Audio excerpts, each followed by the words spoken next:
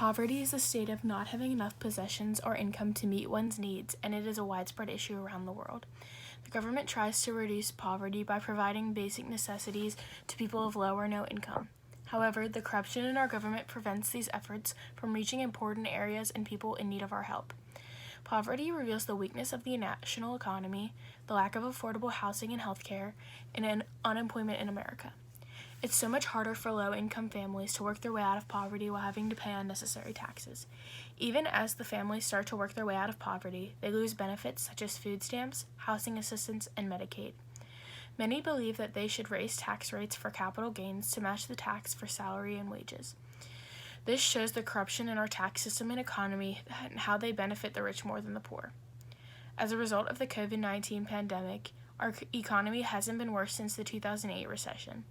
Johnson states that the unemployment rate during the pandemic reached 14.7% in April. Nearly 50% of parents in a new study of low-income families said that they had lost their jobs or reduced work hours due to COVID-19 and experienced food insecurity. Retail prices were also going up because of the pandemic. Companies saw that consumer goods were at a high demand and ultimately had to up their prices on a lot of necessary goods.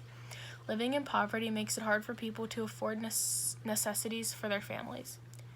Housing costs in the United States continue to go up. Unaffordable housing causes many low-income families to risk homelessness, and racial inequalities affect affordable housing among Americans living in poverty. Shelter is a necessity for life. Knight states that nearly 75% of poor renter households earning less than $15,000 annually spend more than half of their income on housing costs. Increasing numbers of wealthy households that live in expensive housing pay more than 30% of income for housing too. Housing costs in the United States continue to go up and seem to be rising faster over the years. When most low-income households have to spend the majority of their salaries on housing instead of other important necessities such as food and healthcare, it puts them at risk of homelessness. Fixed payments, deductibles, and the overall affordability of healthcare affects low-income families so much, and it will most likely not become a necessity of life for them. The Affordable Care Act helped the U.S. in 2010 when it helped insure many Americans who thought they couldn't afford healthcare, and helped Americans with pre-existing conditions.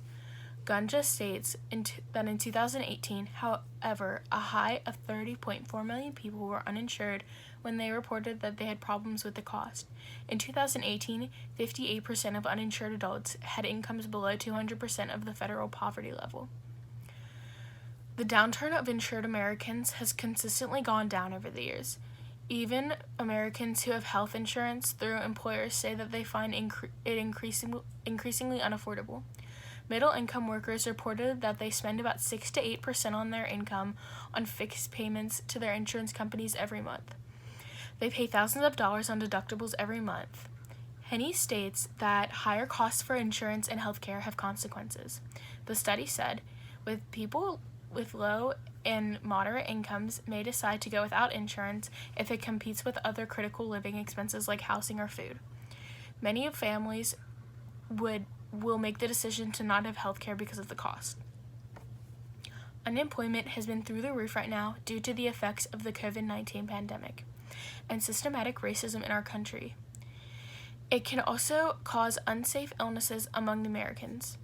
Unemployed Americans deal with the stress of financial issues and strains on their physical and mental health.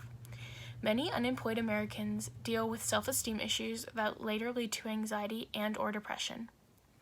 They also deal with physical health issues like chronic diseases such as cardiovascular disease and musculoskeletal disorders. Holland states that unemployed not only increases the likelihood of disease but can greatly affect one's mental health, leading to depression and decreased self-esteem. In addition, one can annihilate family and friends or feel annihilated themselves, which can result in lack of support in one's life. When people are employed, they are more likely to be happier and more satisfied with life.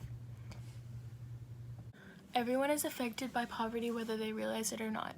Poverty is caused by even bigger problems such as wage inequality and inflation and poor education. All Americans should be worried about these issues because they affect everyone. Poverty is a huge problem that reveals the weakness in the national economy, reveals the lack of affordable housing and healthcare and unemployment issues. Corruption in our tax system is destroying our economy and making the rich richer and the poor more poor. Housing costs continue to rise, and minimum wage isn't even enough to rent a very small place. Over 30 million Americans are uninsured because food and shelter are more crucial to life than healthcare. Over 10 million Americans are unemployed and deal with the financial issues as well as strains on their physical and mental health. Everyone should be worried about poverty and the corruption in our government.